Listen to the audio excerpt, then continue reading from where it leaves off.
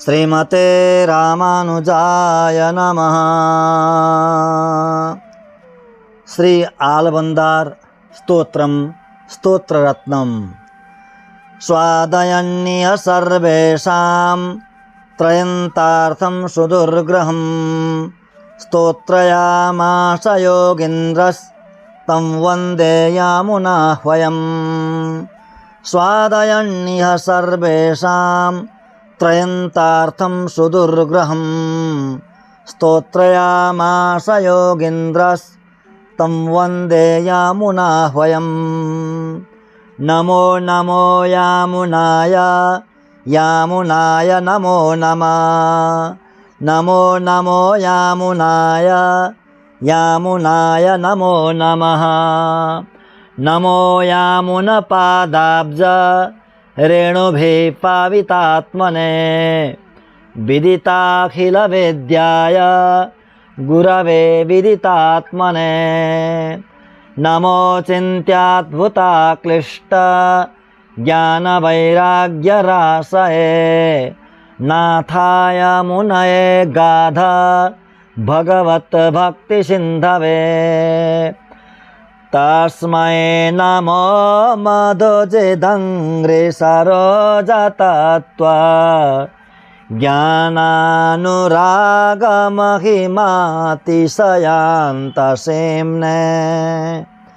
नाथाय नाथमुनयेऽत्र परात्र चापे नित्यं यदीयचरणौ शरणं मदीयम्।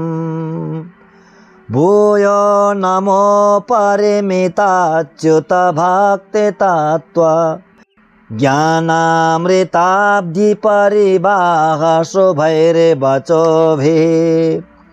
लोके वतीर्ण परमार्थ समग्र भक्ति योगाय नाथ मुनये यमिनाम्बराय।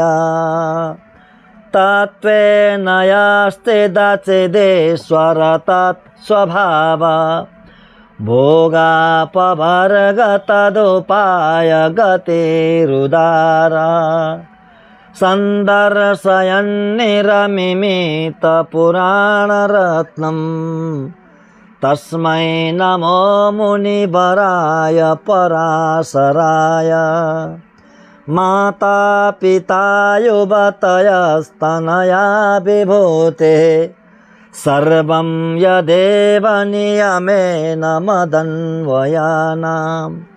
आद्यस्य नः कुलपतेर्वकुलाभिरामं श्रीमत्तदङ्घ्रियुगलं प्रणमामि मूर्ध्ना।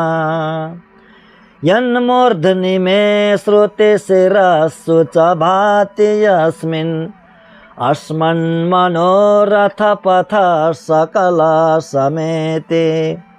स्तोष्यामि नः कुलधनं कुलदैवतं तत् पादारविन्दमरविन्दविलोचनस्य।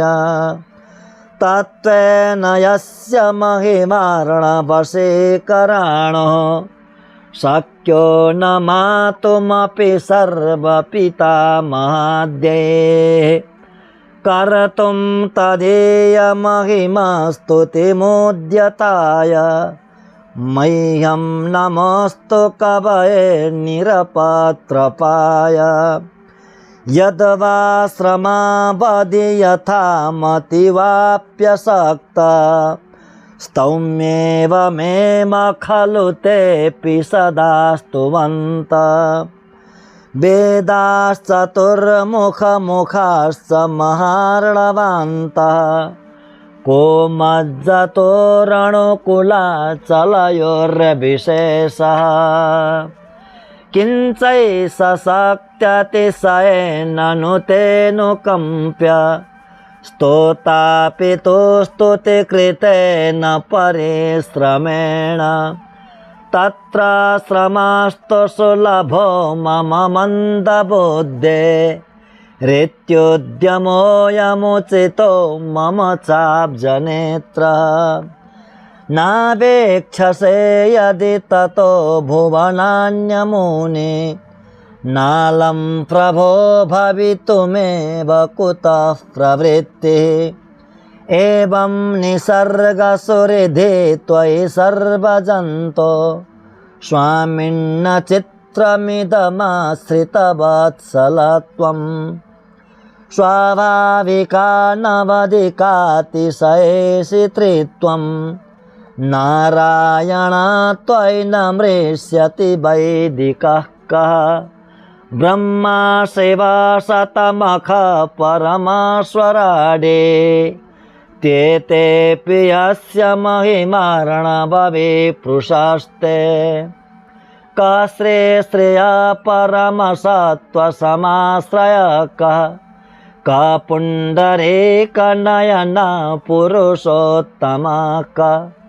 कस्यायुतायुतशतैककलांशकांशे विश्वं विचित्रचिदचित्प्रविभागवृत्तम् वेदापहारगुरुपातकदैत्यपीडा द्यापतविमोचनमहेष्टफलप्रदानैः कोण्यः प्रजापशुपते परिपातिकस्य पादोदकेन सशिव स्वशिरोधृतेन कस्योदरे हरविरिञ्चिमुखप्रपञ्च को रक्षते मम जनिष्ठचकस्य नाभे क्रान्त्वा निगीर्य पुनरुद्गिरति त्वदन्य कः केन चैष परवानिति शक्यशङ्कः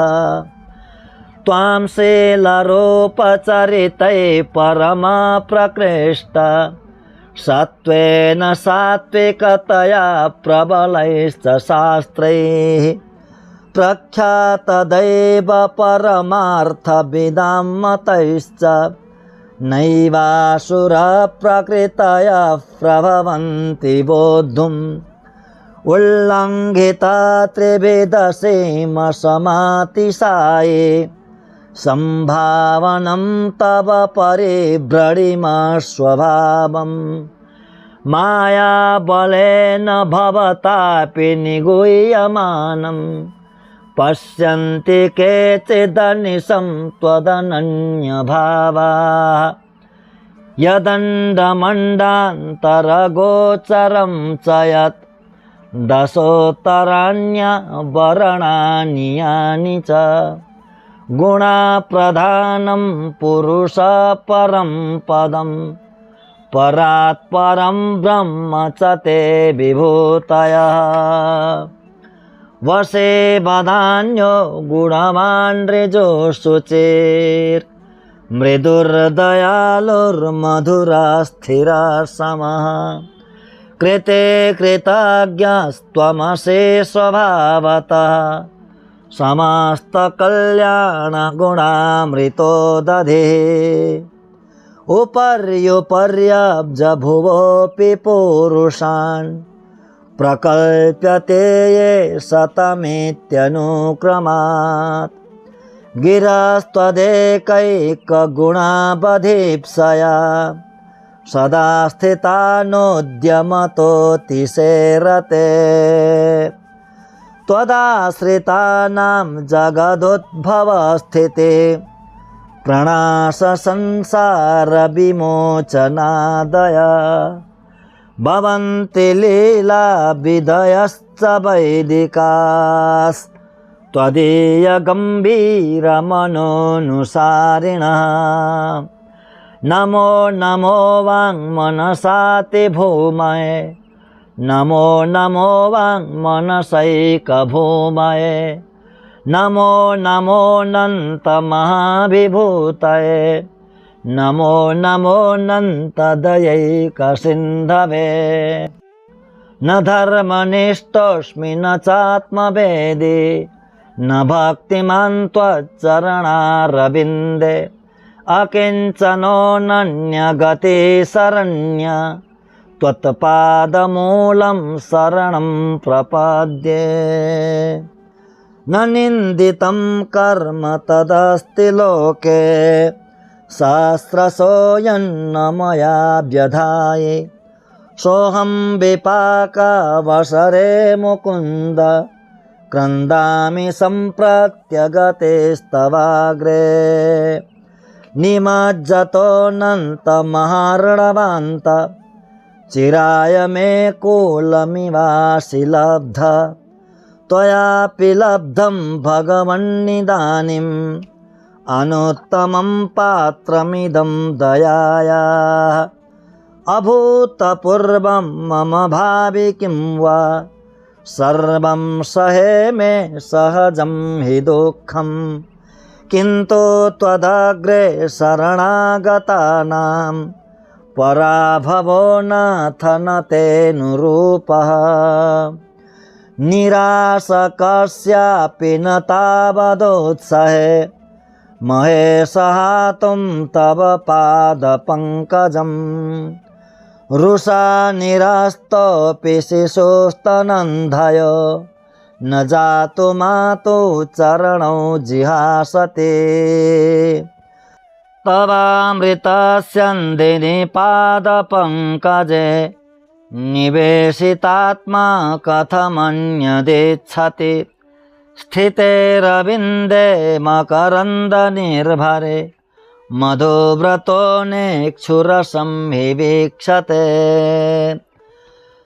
तदङ्घ्रिमुद्दिश्य कदापि केनचित् यथा तथा वापि सकृत् कृतोऽञ्जलिः तदैव मुष्णात्य शुभान्यशेषत शुभानि पुष्णाति न जातु हीयते उदीर्ण संसारदवासु सूक्षणिं क्षणेन निर्वाप्य परां च निर्वृतिं प्रयच्छते त्वच्चरणारूढाम्बुज द्वयानुरागामृतसिन्धुशेखरः विलासविक्रान्तपरावरालयं नमस्य दार्ते क्षपणे कृतक्षणं धनं मदीयं तव पादपङ्कजं कदा नु साक्षात्करवाणि चक्षुषा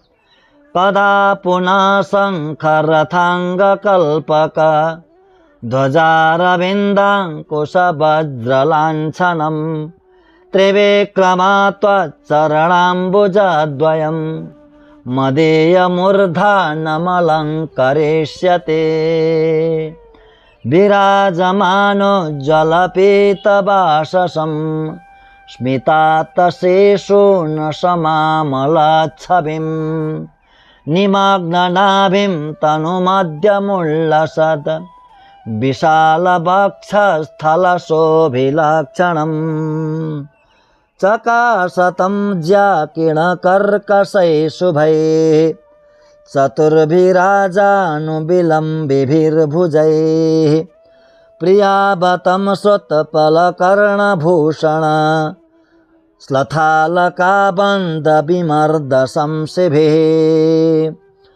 उदेग्रपीदां सविलम्बिकुण्डला लकाबले बन्धुरकम्बुकन्धरं मुखश्रियान्यकृतपूर्णनिर्मला मृतांशुबिम्बाम्बुरुहोज्ज्वलाश्रियम् प्रबोग्धमुग्धाम्बुजचारुलोचनं सविभ्रमभ्रूलतमुज्ज्वलाधरं शुचे स्मितं कोमलगण्डमुन्नसं ललाटपर्यन्तविलम्बितालकम् स्फुरत्किरीटाङ्गदहारकण्ठिका मणीन्द्रकाञ्ची गुणनूपुरादिभिः रथाङ्गशङ्खासि गदाधनुर्वरैः लसत्तुलस्या वनमालयोज्ज्वलम् चकर्थयस्या भवनं भुजान्तरं तव प्रियं धाम यदीयजन्मभूः जगत्समस्तं यदपाङ्गसंश्रयं यदर्थमम्भोदिरमन्थ्यबन्धि च स्ववैश्यरूप्येण सदानुभूतया प्यपूर्वमद्विस्मयमादधानया गुणेन रूपेण विलासचेष्टितैः सदा तवैवोचितया तव श्रिया तया सहासेन मनन्तभोगिनि प्रकृष्टविज्ञानबलैकधामनि फणामणे व्रातमयूखमण्डल प्रकाशमानोदरदिव्यधामने निवासशय्यासनपादुकां शुको पधानवर्षातपवारणादिभिः शरीरभेदैस्तव शेषतां गतैर्यथोचितं शेष इतिर्यते जनैः दाससखा वाहनमासनं ध्वजो यस्ते वितानं व्यजनं त्रयीमयः उपस्थितं तेन पुरोगरुत्मता त्वदङ्घ्रिसम्मर्दकिडाङ्कशोभिना त्वदीयभुक्तो जितशेषभोजिना त्वया विसृष्टात्मभरेण यद्यथा प्रियेण सेनापतिना निवेदितं तथानुजानन्तमुदारवीक्षणैः हताखिलक्लेशमलैः स्वभावत सदानुकूल्यैकरसैस्तवोचितैः गृहीततत्तत्परिचारसाधनैर्निषेव्यमाणं सचिवैर्यथोचितम् अपूर्वनानारसभावनिर्भर प्रबुद्धया मुग्धविदग्धलीलया क्षणानुवक्षिप्तपराधिकालया प्रार्शयन्तं महिषीं महाभुजम् अचिन्तदिव्यातभूतनित्ययौवन स्वभावलावण्यमयामृतोदधिं श्रिया श्रियं भक्तजनैकजीवितं समार्थमापत्सखमर्थिकल्पकम् भवन्तमेवानुचरन्निरन्तरं प्रशान्तनिशेषमनोरथान्तरः कदाहमैकान्तिकनित्यकिङ्कर प्रहर्षयिष्यामि सनाथजीविता दिगशुचिमविनीतं निर्दयं मामलज्जं परमपुरुषयोऽहं योगिवर्याग्रगण्यैः विधिशिवसनकाद्यैर्ध्यातुमत्यन्तदूरं तव परिजनभावं कामये कामवृत्तः अपराधसहस्रभाजनं पतितं भेम भवार्णवोदरे अगतिं शरणागतं हरे कृपया केवलमात्मसात् कुरु अविवेकघनान्धदिङ्मुखे बहुधा सन्ततदुःखवर्षिणे भगवन् भवदुर्दिने पथ स्खलितं मामवलोकयाच्युत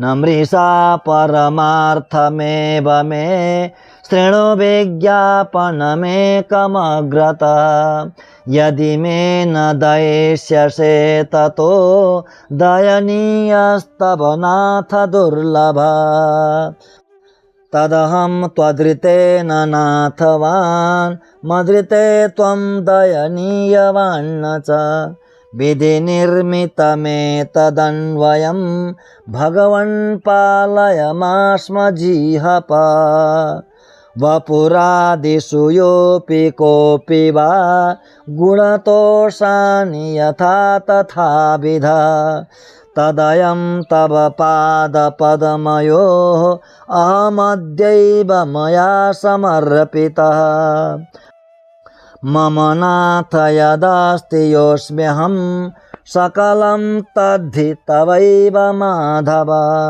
नियता स्वमिति प्रबोद्धधि अथवा किन्नु समर्पयामि ते अवबोधितवानि मां यथा मयि नित्यं भवदीयतां स्वयं कृपयैव मनन्यभोग्यतां भगवन् भक्तिमपि प्रयच्छ मे तव दाश्च सुखैकसङ्गिनां भवनेष्वस्त्वपि कीटजन्म मे इतरावसथेषु मा स्म भूत् अपि मे जन्म चतुर्मुखात्मना सकृत्वदाकार